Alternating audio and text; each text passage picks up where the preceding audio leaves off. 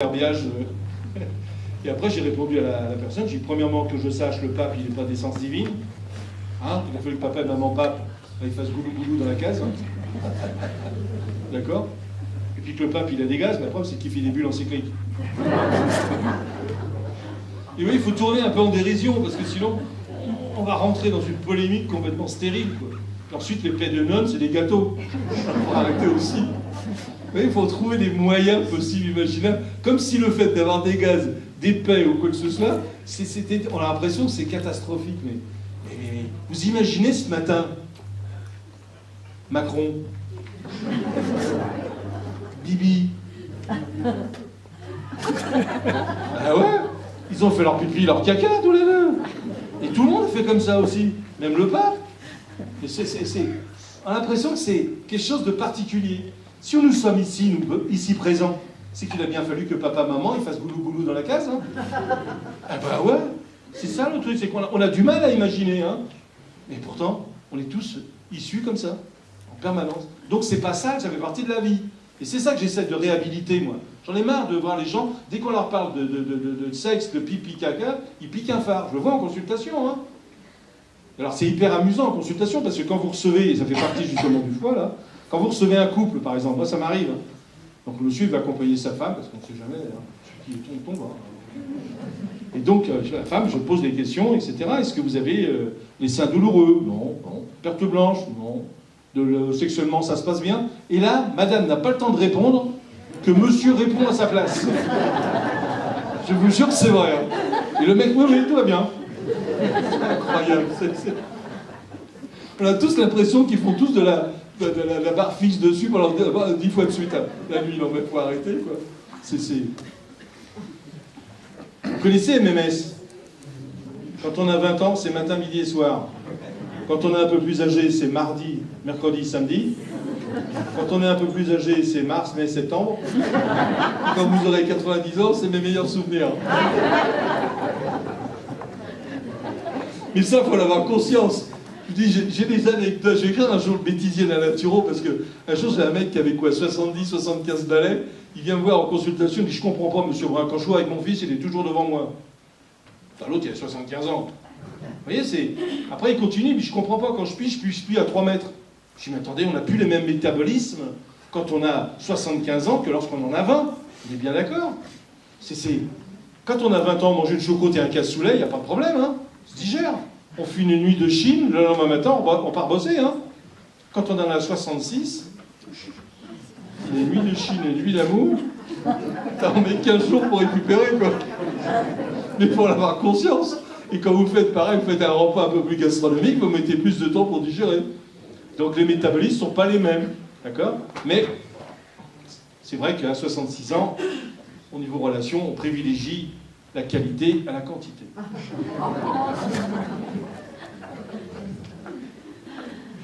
Allez, continuons. Alors, les grandes fonctions physiologiques du foie. Là, je vous en ai cité quelques-unes qu'on va regarder un petit peu, mais métabolisme des protéines. Et je vous rappelle une citation, bien sûr. Sans foie ni loi, la vie est impossible. C'est dire l'importance de cette glande qui participe à l'ensemble des métabolismes. D'accord? Très important. Alors, les cellules hépatiques, elles sont chargées de produire des protéines véhiculées par le plasma. C'est-à-dire que lorsque vous mangez des protéines, animales ou végétales, la digestion de ces protéines vous donne des acides aminés, des briques, les lettres de l'alphabet, si vous préférez. Et le foie, avec ces lettres de l'alphabet, il va reconstruire des mots, c'est-à-dire des protéines organiques. Il va construire, par exemple, de l'albumine, qui va donner la viscosité du sang, qui va véhiculer certaines hormones. C'est le foie qui va fabriquer ce qu'on appelle le complément, qui vient complémenter le système immunitaire. C'est le foie qui va fabriquer notamment un facteur de la coagulation qu'on appelle le fibrinogène. Fibrinogène qui permet la coagulation du sang. Il est à noter qu'il y a 2 alcooliques notoires qui sont morts parce qu'ils avaient un foie défaillant, qui ne fabriquait pas du fibrinogène. C'est M. Villeray et... Carmet, très bien, merci. Jean Carmet et puis Villeray, c'est les alcooliques notoires, hein, on est bien d'accord. Eh bien, quand ils ont eu une hémorragie digestive, ils n'ont pas pu fabriquer du fibrinogène, ils n'ont pas pu coaguler, ils sont morts, vidés, ils se sont vidés de leur sang. et bientôt Monsieur Depardieu. C'est le foie également qui fabrique HDL, LDL. Alors là, on va essayer de s'arrêter 30 secondes un petit peu là-dessus, parce que là aussi, c'est pareil, j'en ai ras-le-bol d'entendre HDL, LDL, bon et mauvais cholestérol. HDL, LDL, ce sont les transporteurs du cholestérol. C'est pas du tout le cholestérol. Faut arrêter. C'est complètement aberrant. C'est le foie qui fabrique notamment un transporteur qu'on appelle le LDL. Le LDL, il est rempli de cholestérol. Et il va au niveau de nos cellules. Et là, au niveau de nos cellules, il fait toc, toc, toc. Si la cellule a besoin de cholestérol, elle dit, tire la bobinette et la chevillette cherra. Et le cholestérol rentre à l'intérieur pour fabriquer des hormones, pour fabriquer des membranes cellulaires, etc., etc. Mais s'il y en a déjà trop dans la cellule, lorsque le LDL il arrive près de la cellule, il fait toc, toc, toc. Et la cellule répond, va te faire foutre, je suis déjà pleine. Et donc, à ce moment-là, le LDL dépose son cholestérol à l'extérieur de la cellule. Et c'est lui qu'on a appelé le mauvais cholestérol. Mais il n'y a pas un bon et un mauvais cholestérol. C'est une même molécule nacrée. C'est quelque chose d'aberrant, ce truc. Et comme mon cholestérol il est déposé à l'extérieur de la cellule, il risque de s'amalgamer avec un peu de calcium, un peu de déchets, faire des plaques d'athérome. Dans ces cas-là, le foie va fabriquer un transporteur vide qu'on appelle HDL pour aller chercher le cholestérol qui risque de se déposer sur la paroi interne des vaisseaux. Et lui, on l'a appelé le bon cholestérol. C'est aberrant. Hein? C'est bien, merci, petite dame. Alors, je vais vous faire... C'est votre mari? Tant pis pour lui. Je vais vous faire une proposition, chère madame. Demain matin, on part au Seychelles tous les deux. Donc, je téléphone à la centrale des taxis, G7, pour qu'ils viennent nous chercher et nous accompagner à l'aéroport à Roissy. D'accord? Donc on met les bagages, le cholestérol, dans le taxi. Et on arrive, il nous ramène, il nous dit, moi je vous ramène à la centrale des taxis, après vous prendrez le métro, vous vous démerderez. Okay? Ça se passe comme ça. Donc c'est vraiment la plaque tournante du cholestérol, c'est un problème hépatique. Et c'est comme ça, chère madame, qu'on rate un voyage aux Seychelles. Là, maintenant, vous n'avez plus le choix, monsieur. Il va falloir l'amener aux Seychelles, vous n'avez pas le choix. C'est le foie qui fabrique aussi globuline, qui fabrique aussi la céruloplasmine. Céruloplasmine, c'est la protéine qui permet de véhiculer le cuivre. S'il n'y a pas assez de véhicule du cuivre, à ce moment-là, le cuivre reste dans la cellule hépatique et ça se donne une maladie qu'on appelle la maladie de Wilson. La personne est cuivrée, réellement. C'est le foie qui fabrique également, et ça aussi c'est très important, un transporteur du fer qu'on appelle la transférine. Et oui, si j'ai pas assez de transférine, mon fer n'est pas véhiculé jusqu'à mes cellules. Est-ce que c'est souvent fait, ça, quand on fait un dosage du fer? Mais non. On devrait faire le fer sérique, faire du sérum, la ferritine, faire de réserve, et transférine. Parce que si mon foie ne fabrique pas de transférine, ben, il ne peut pas transporter au niveau des cellules. Or, le fer, qu'est-ce qui véhicule le fer? L'oxygène. Donc je vais nécroser mes tissus. Et on va dire, vous faites une anémie. Et ce n'est pas une anémie, c'est parce que je ne fabrique pas assez de transférine. Mais pourquoi mon foie ne fabrique pas suffisamment de transférine? Peut-être parce qu'il n'a pas les ingrédients nécessaires pour fabriquer. Et il a besoin de protéines pour fabriquer. Vous voyez qu'avant de donner du fer, hein, ferrograde 500, tardiféron, truc classique, hein, on est bien d'accord? Il faut peut-être aller voir si le fer est transporté avec la transférine. Et si le foie est capable de fabriquer cette transférine. Dr House et Colombo. C'est le foie également qui fabrique la globuline de l'hémoglobine. C'est-à-dire la protéine de l'hémoglobine. Et le foie a la particularité également de permettre la cicatrisation des plaies par synthèse protidique. C'est-à-dire, si vous préférez,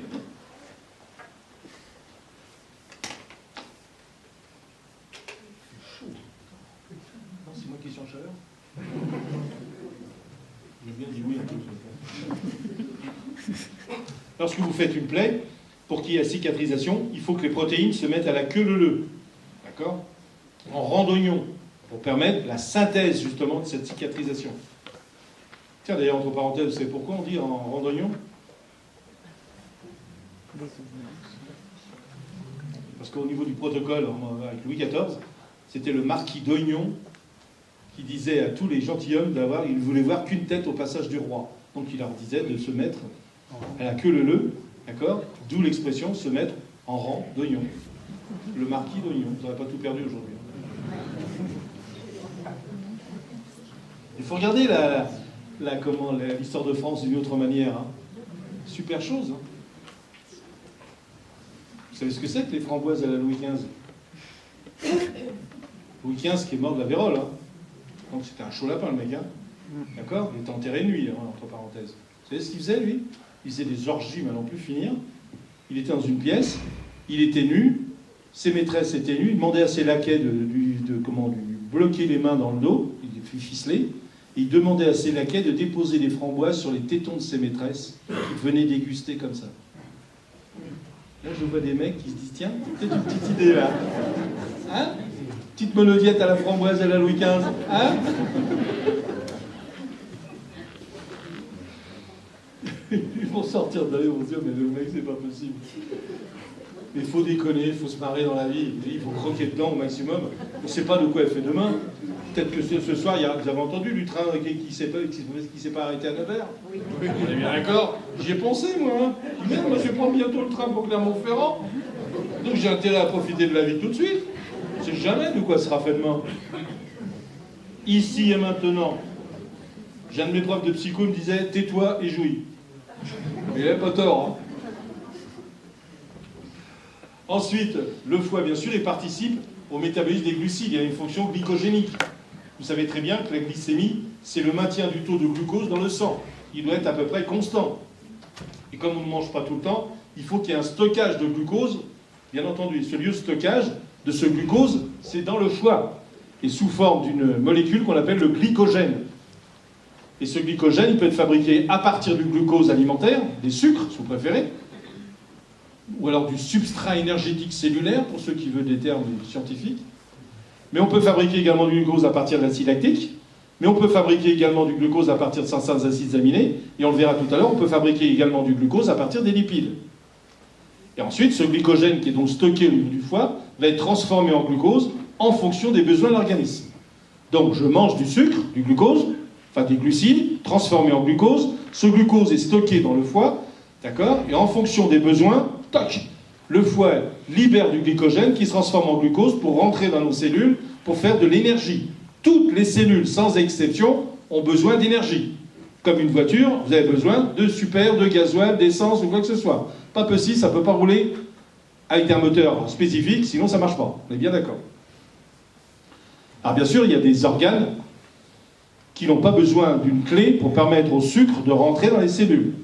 Comment elle s'appelle cette clé d'ailleurs? Elle s'appelle l'insuline. Je viens de l'entendre. Elle s'appelle l'insuline. Eh oui, mais il y a deux organes qui n'ont pas besoin d'insuline pour permettre au sucre de rentrer dans la cellule. C'est le cerveau et les reins. Cerveau, heureusement d'ailleurs, hein, parce que sinon tous les diabétiques seraient tarés. Hein. Bien que le mercredi après-midi, dans l'hémicycle,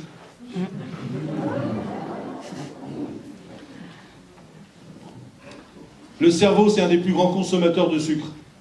Vous consommez à peu près 4 grammes de sucre à l'heure. Eh ouais. Enfin là, ce matin, pour vous, c'est 2. Hein. Moi, c'est 8. Hein. C'est ça qu'après la conférence, ça va sentir le caramel. Hein. Métabolisme des lipides. Alors là aussi, une petite considération. Si vous faites une consommation exagérée de graisse, et si parallèlement, vous arrêtez la consommation d'hydrates de carbone, c'est-à-dire de glucose, mangez plus de glucides, le corps, lui, il va dire, moi, je m'en fous, moi, de ton explication. J'ai besoin d'énergie, j'ai besoin de glucose, j'ai besoin d'ATP au niveau cellulaire. Donc, qu'est-ce que va faire le corps? Il va essayer de puiser dans les graisses pour essayer de les métaboliser sous forme de glucose et ensuite d'énergie. Le problème, c'est que pour que mes graisses se transforment en glucose, puis en énergie, il me faut un catalyseur. Et ce catalyseur s'appelle le glucose. Et ouais, c'est le serpent qui se mord la queue. Hein. Et ouais, parce que tant que j'ai du glucose, pas de problème, un peu en réserve, mon foie va prendre dans mes réserves de graisse, va les transformer en glucose, c'est super, j'utilise mes graisses, je deviens de plus en plus beau. Vous êtes de plus en plus amoureuse de moi. Le problème, c'est que le jour où j'ai plus du tout de stockage de glucose, j'ai plus rien, je jeûne, qu'est-ce qui se passe? Mon corps va prendre dans les réserves de graisse pour essayer de les transformer quand même. Et le problème, c'est que ça va s'arrêter en des phases intermédiaires et ça donne de l'acide cétonique, c'est-à-dire le coma diabétique. Et c'est caractéristique, je ne sais pas si vous avez senti ça chez les enfants quelquefois, ça sent l'acétone. C'est parce qu'ils sont en train de prendre dans leur réserve de graisse, d'accord? Or, l'acétone est un poison pour le cerveau. Donc c'est pour ça que dès qu'une personne sent l'acétone, il faut arrêter immédiatement le jeûne ou lui donner un peu de sucre. Alors je vais vous poser une question que j'aime bien poser à mes élèves aussi. Comment se fait-il qu'il y a des gens qui font des jeûnes politiques, religieux, sur plusieurs mois et qui ne sentent jamais l'acétone? Non. C'est pas tout à fait, c'est pas très loin, mais ils prennent de l'eau sucrée. Et oui. Comme ils prennent de l'eau sucrée, ils apportent du sucre, donc les métabolismes des graisses se font. Ils maigrissent, c'est vrai, mais ils ne sentent pas l'acétone. Donc c'est un faux jeûne. En fait, c'est une monodiète à l'eau sucrée. Et ça, il faut bien le savoir. Hein. On ne le dit jamais, on dit ils boivent de l'eau. Oui, d'accord, mais de l'eau avec du sucre dedans. Donc, tant mieux. Ensuite, tout à l'heure, je vous en ai parlé tout à l'heure. Fonction essentielle du système réticulo-endothélial, donc production de monocytes qui se transforment en macrophages. Donc, je le répète, le foie fait partie du système réticulo-endothélial avec les cellules de Kupfer, qui sont des cellules capables de défendre l'organisme contre une invasion microbienne, par exemple. Mais vous avez aussi la peau qui fabrique des macrophages. Vous avez aussi, dans les poumons, on les appelle les cellules à poussière.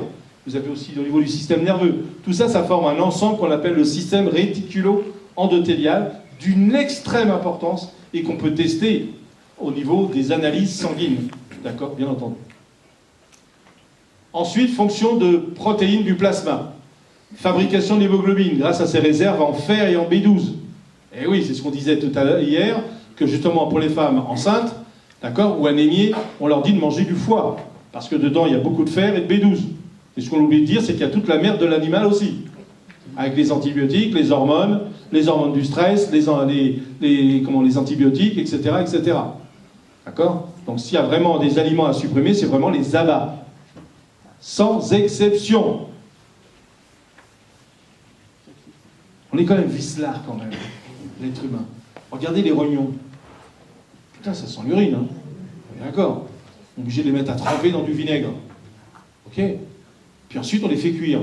Puis comme ça fait remonter quand même un peu l'urine, l'odeur d'urine quand même, qu'est-ce qu'on fait? On les met avec un peu de crème fraîche et du Porto. Pour arriver à bouffer cette merde. Non mais c'est quelque chose d'incroyable quand on réfléchit. Hein. Mais on a tous fait comme ça. Hein. Mes parents, moi, j'ai mangé de la cervelle. Hein. Hein? C'est pour ça que maintenant je bêle comme un mouton. C'est de l'organothérapie en fait. Hein. Non mais Fabrication des globules rouges chez le fœtus et le nouveau-né.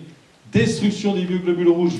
Ce qui ne veut pas dire qu'il n'y a pas un autre organe également qui permet la destruction des vieux globules rouges. C'est la rate. Et lorsque la rate est trop congestionnée, eh bien, ça se traduit par des points de côté quand on court. Quand on court, ça fait des points de côté, ça veut dire que la rate est congestionnée. Alors, il y a certains sportifs de haut niveau, pour éviter d'avoir des points de côté quand ils courent, qu'est-ce qu'ils ont fait? Ils se font retirer la rate. Et ça leur permet comme ça de courir comme des dératés. C'est pas des vannes, hein, ce que je suis en train de vous dire. Hein. Je dis beaucoup de conneries, mais ça, c'est pas une vanne. Hein. Courir comme des dératés, c'est banal. Il faut faire en prévention. Hein. Attendez, vous n'avez pas pris de Doliprane ce matin en prévention d'un mal de tête, non? C'est jamais, quoi. Donc, rôle capital également dans la coagulation sanguine avec le fibrinogène. Et il intervient également, ce foie, dans l'absorption de la vitamine K grâce à la bile, on l'a vu tout à l'heure. Ensuite, fonction uréopoïétique. Lorsque vous mangez des protéines, animales ou végétales, le corps transforme ces protéines en acides aminés, des briques, les lettres de l'alphabet. Mais lorsque vous en mangez trop, le corps ne peut pas les stocker. Il faut manger les protéines tous les jours. On ne peut pas les stocker. Donc il va falloir que je les élimine. Par où je peux éliminer les acides aminés en excès? Je ne peux pas pisser les acides aminés. Hein. C'est dommage, hein, sinon je boirais mon urine tous les jours et ça serait bonnard. Hein. C'est pas le cas. Donc il va falloir que je casse la molécule d'acide aminé. On appelle ça une désamination oxydative, c'est-à-dire une dégradation des acides aminés, et ça va me donner un acide cétonique et de l'ammoniac. L'acide cétonique va être envoyé vers la voie respiratoire, on en a parlé tout à l'heure avec l'acétone, donc on expire, ça sent la petite rainette du Mans, c'est assez caractéristique. Mais l'ammoniac, par où je peux éliminer cet ammoniac? Par les poumons, l'ammoniac? Les urines? Ah non, c'est dommage, c'est comme je dis toujours, parce que sinon je pouvais pisser de l'ammoniac, c'est génial. Je pourrais nettoyer les chiottes en même temps.